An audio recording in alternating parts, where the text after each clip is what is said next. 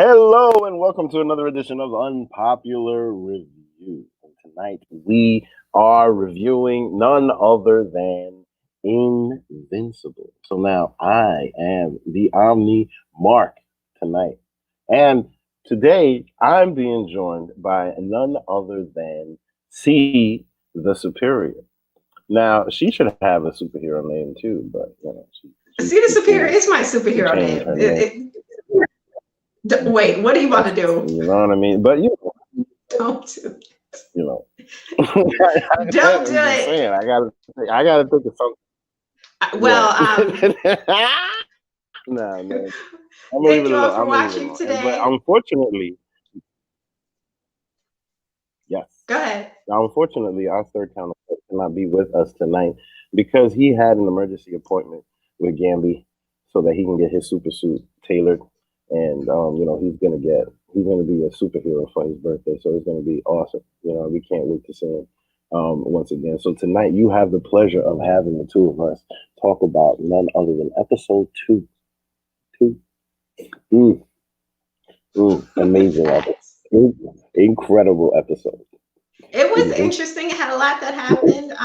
This episode. It was called Here Goes Nothing, and it opens up in right in front of the Buckingham Palace, and we get this older gentleman and his son, and that's the same guy who started off the last episode.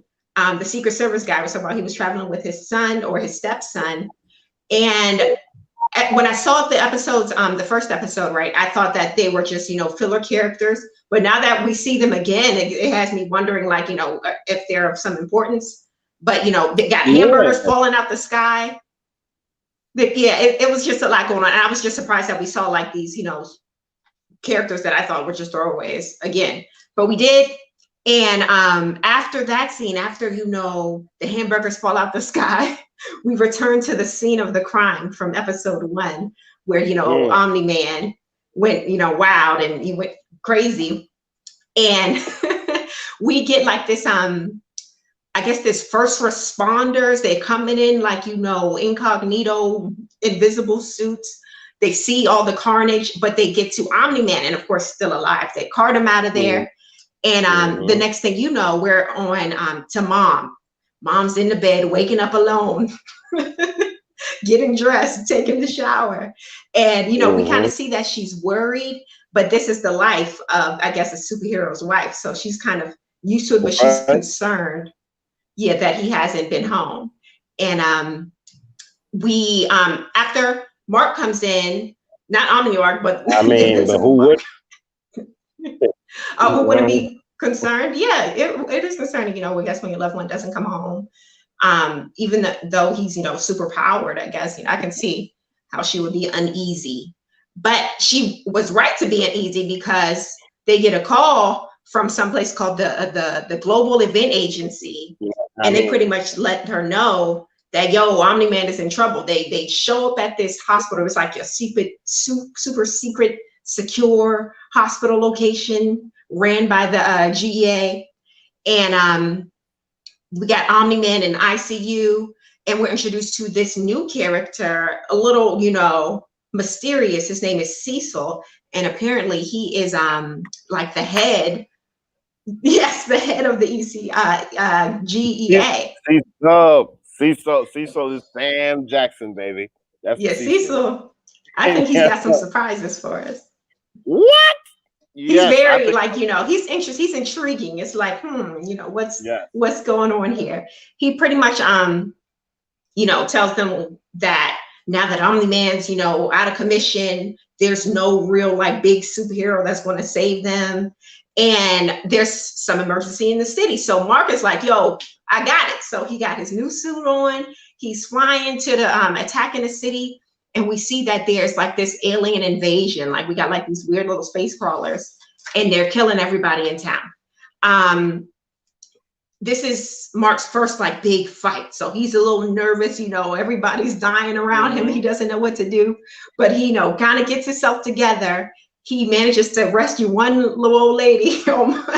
He flies her through, and as she's bleeding on him, as he's trying to, I guess, resuscitate her or take a look at her, he's out and exposed. So an alien's about to, you know, take him out from afar, right?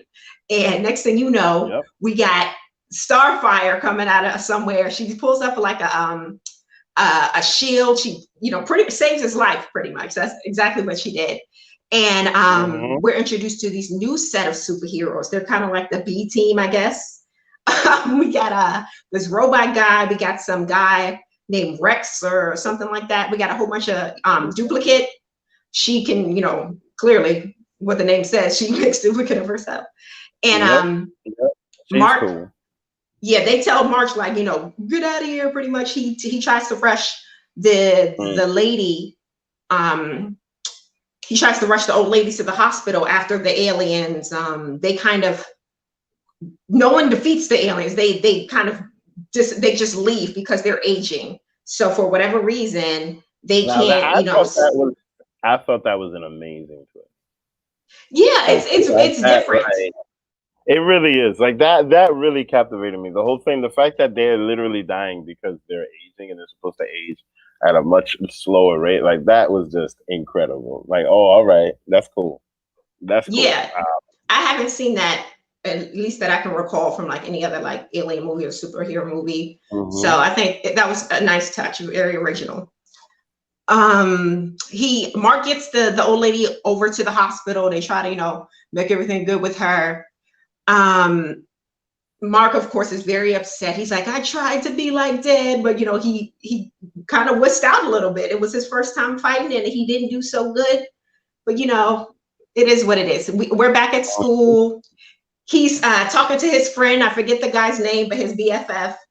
And he sees this, you know, this little redhead girl in the corner of his eye, and she's giving Starfire vibes. So he goes over to her and he was like, hey, thanks for saving me. And he instantly recognized her, even though she's supposed to be like a superhero. Like, you know, they're not supposed to know their secret identity. So I'm like, how did he, recognize her so easily when he didn't before? Because they've been going to the same school. It was weird. But yeah, so he's talking to Eve, an old girl from the first episode, Amber, I think her name is. She sees it, and Amber's, you know. I mean, wait, do we have X-ray vision now? What you said? Can't hear you. No, I mean, I was checking to see if he had X-ray vision, but you started talking about it, and I forgot. You can't hear me. I can hear you now. I can hear you now. Oh, okay. Okay, no, because you started talking about Amber, so forget it. Forget what I was saying. What were you saying about Amber? Yeah, I was saying Amber was given, like, you know, she's giving the vibes like she likes Mark. And the fact that he was talking to Adam Eve or whatever her name is, she wasn't feeling it. So then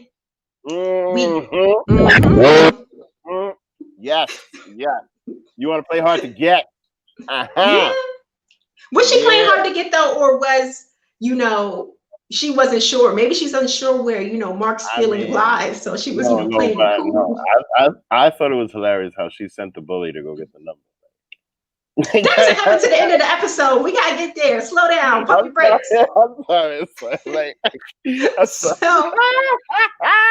No. He done gave away the gag. We have to get to the next couple scenes. We get the part where the GEA goes and cleans up the city after the alien attack, and more scenes with Cecil and Robot, who's really intelligent. You know, he seems like a very key player in that whole B team of superheroes. Like, they really need him because he's coming up with some things. He pretty much says that the aliens, they were called the Flaxens, and, you know, he's talking to Cecil, says some things about Invincible, and Cecil like teleports himself from, you know, the center of the city back to the Fortress of Solitude, where, you know, all the bodies were last episode. And he's pretty much talking to his number two, and we get this like detective demon. He looks like Hellboy in like a overcoat. If you put Hellboy in an overcoat, this is this character. And he's able to, like, you know, suss through the clues and like get like visuals of what happened. So he's trying to piece things together. Man. So Hellboy is on the case, Amber's being flirty with Mark back at the lockers, back at school.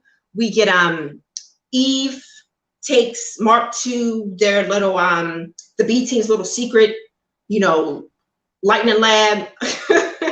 And he's introduced officially to everyone in the team. And that's when he finds out that, you know, Starfire is allegedly in a relationship with the other guy in the team, the red guy with the Iron Man suit on. So wait, he was it Rex? Is it Rex? That's his name? Yeah, Rex. Rex Splode, I think is his superhero name. Yeah. So yeah, Rex Splode is a little bit of a jerk. He is. He's so. I mean, you know what the thing about him? He has Gambit powers, and he's so the opposite of Gambit. You know what I mean? So it's just like, okay, all right, whatever. But I get it. You know, he's like the Stifler of the group. So I get it. Yeah. So yeah, he gets introduced to them. Robot, the genius of the team, he creates this alarm. So when next the Flaxens come back, they can be aware, just have a little bit of a head notice. Mark visits his dad again at the hospital. He's asking about the old lady. And, you know, she's still alive, but she's barely making it at this point. You know, it's touch and go. So he was hoping for the best for Maya. We're back at school. He's having lunch with his friend. And the friend is pretty much like, I thought you didn't have a chance with Starfire at first, but now looking like she's feeling you. So you need to make something happen. And Mark, of course, he's like, you know, she has a man, she has a boyfriend. But the friend gave some great advice. He said, look, all you got to do is be better than the boyfriend. And then next thing you know, you're the new boyfriend. So let that be a lesson for you fellas. You know, don't let somebody having a boyfriend stop you from finding your wife, because that could be her. Here's the crazy thing about the dynamic between those two that I appreciate.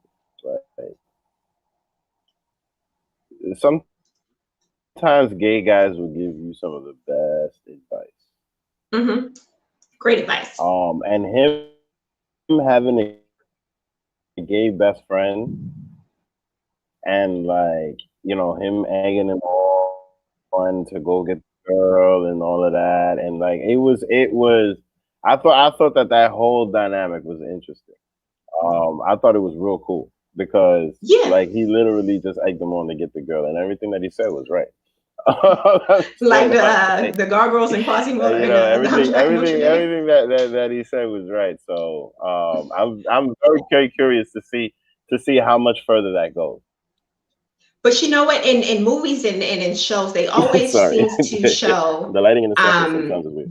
The friends, like they'll throw a gay friend in there a lot. I've noticed in a lot of like, especially like Netflix shows and movies, but it's always in the realm of like, you know, female friendships. But I've never really seen a show do it where there's a gay best friend who's best friends with a guy. And, you know, a lot of guys, straight guys, seems to have like this weird thing where they don't want to have friendships with gay men. But it's normal. And I'm glad that this show is like, you know, normalizing it because, you know, people can be your friends. But anyway. No, take that personal, but I mean, truth be told, those are some of the most hilarious people ever. You get what? You get a friend that's gay and you sit there and talk shit. Oh my God, you laughing for days. For real. That's it. But you're right. Next in the show, we thought that aliens were done, they were defeated, but no, they came back, and they came back worse than ever. They got, you know, they ready for the fight. They not about to age, you know, not easy. So, you know, everybody, the whole B team, including Mark, tries to fight them off, but you know, they're losing at this point. They're getting their butt kicked. This is the B team, not the A team. So Starfire gets, you know, she's got something on her face. The head alien, he's got her at gunpoint, like, you know, we about to take her out. And that's when Mark, he loses it because, you know, that's his little sweetie, his little boo thing in his head.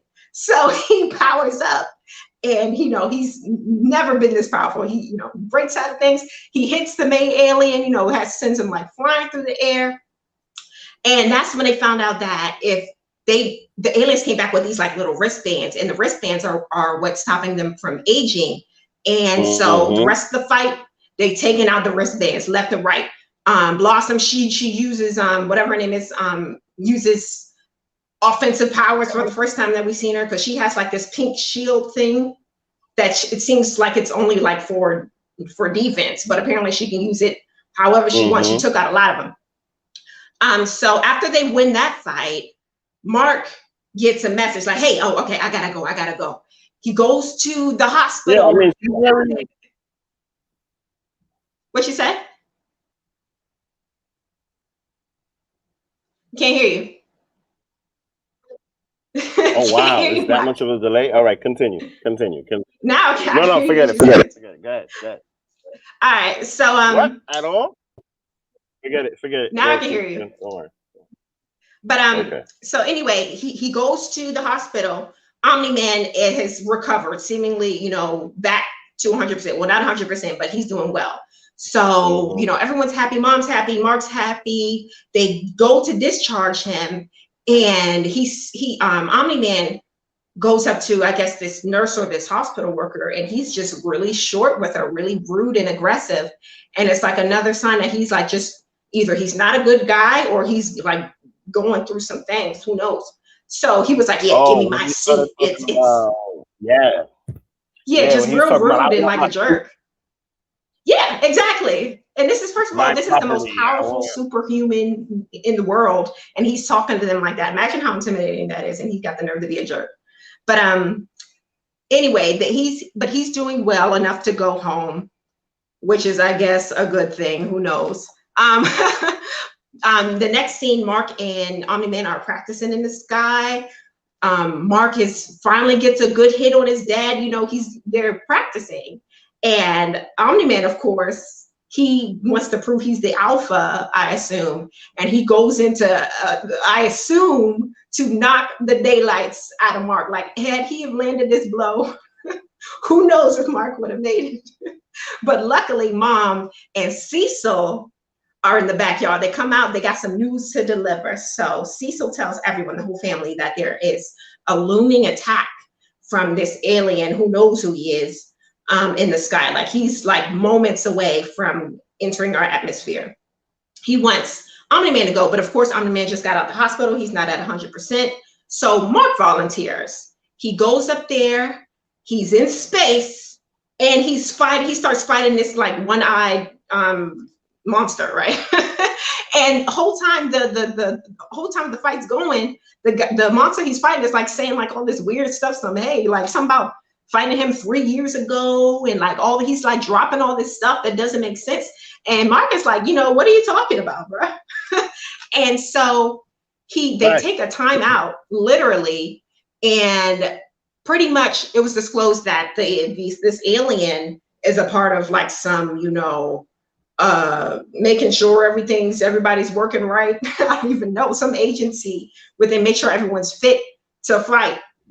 He was supposed to be crazy. Yeah, that whole thing was crazy. It was very guy. You know why I say that? It's kind of like when two guys are ready to fight and just ready to just kill each other, and then all of a sudden they figure out like, oh, wait a minute. Yes. Oh wow. Oh, okay. My bad. I'm on the wrong planet. Oops, my bad. After they done fought and everybody's all messed up. But it was weird though. It was weird because before Mark went up into space, his dad was talking about that made me bust again. But it was weird. Hold on, there's an echo or something.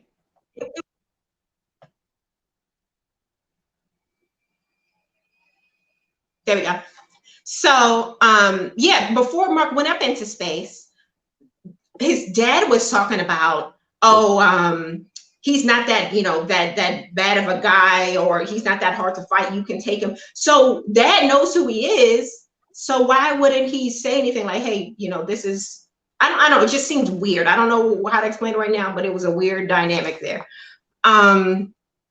Now, wait a minute. How dad knows who the guy is? That's what he was saying, that he fought him before, and that's why Mark could take him, because he's not that hard of an opponent or something like that. So it's like, okay, if you knew who this guy is, then you knew that, you know, either you were lying about knowing him or you knew that he was in the wrong spot. I don't know. It's just weird stuff, You know more what? weird stuff.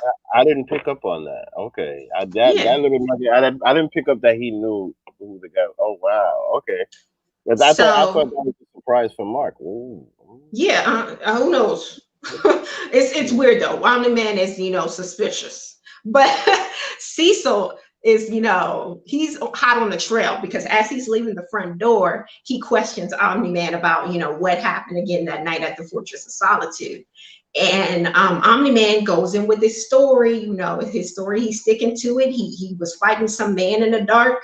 He didn't know he was losing the fight. Next thing you know, he was in the hospital. So that was his whole no alibi, just story, and that's the story he gave. The later on, Mm. the damn Flaxen aliens return. These giants always coming back. They lose, they come back. They lose, they come back. But they come back more powerful each time. And keep in mind, the B team almost lost the last time. So now that they come back for the third time, Robot is like, oh no, we can't do this. We don't have to nuke the city because you know we can't handle this. But of course, everyone else is like, you know, we gotta try, we gotta do this. So they're fighting the Flaxens, losing horribly. And luckily, though, Omni-Man comes in and saves the day. He's taking out all of these aliens single-handedly, Mark saves the whole B team. And as the aliens are retreating through the portal, Omni-Man like, nah, you ain't about to get away, bro. He flies straight into the guy. They go through the portal and they're in like this whole other realm, like in the alien realm. And Mark goes home to tell his mom, and mom's like, oh, okay, well, he'll be back by dinner. You know, this isn't a regular occurrence here. And we're flashed to the alien city, and Omni-Man is like going ham, like he's just taking out everybody, men, women, kids. Like it was really brutal. And he, of course, defeats them, destroys their planet, and comes home like, oh, you know, like just regular dad again. I'm like, how can, and it's really interesting. I can only imagine the mental state of someone who would have to do that, how brutal and like, you know, just murderous he was just 2 seconds ago. And then he's back at home like, hey, you know, hamburger helper, let me take a shower. It's just weird, man. It's weird. So that's pretty much the end of the episode. The planet gets destroyed. Oh, and at the very, very end. Just makes you want to learn more about Omni-Man. Yes, he's definitely a mysterious character. You don't really know. You know something's off, but you're not sure. So it's something I guess they're going to reveal later on in the season. But at the very end of the episode, right, Hellboy, he's speaking to Cecil. He's like, look, I done went through all the clues. I saw all the visions. No one else was in the Fortress of Solitude but the Righteous League. So it has to be one of them.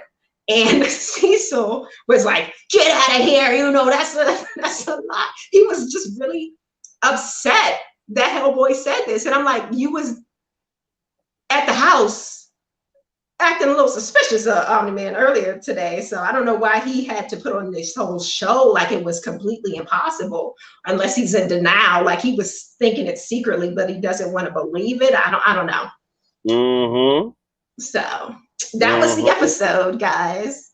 No theories this week. I'm still sticking with my theories from earlier that either Omni-Man is a clone or he's from an alien race of colonizers who just takes over whatever planet that they're on. One of the two. Those are my theories. I also want to theorize that Rex, he might either die or like leave the team because he's a punk. Like every time there's a fight about to happen, he's all like, oh, you know, what's about to happen to me? So that's another theory.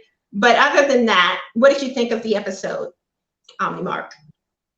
Well, I thought it was great. It makes me, at the end of the episode, it makes you continue to wonder more about because at the end of episode 1, you just shocked, like your mouth is just open, right? And then throughout this, it's all of the little things that he does that makes you just like, yeah, I put together I don't the know, pieces man, but for this guy is sure. starting to set up like a bad guy.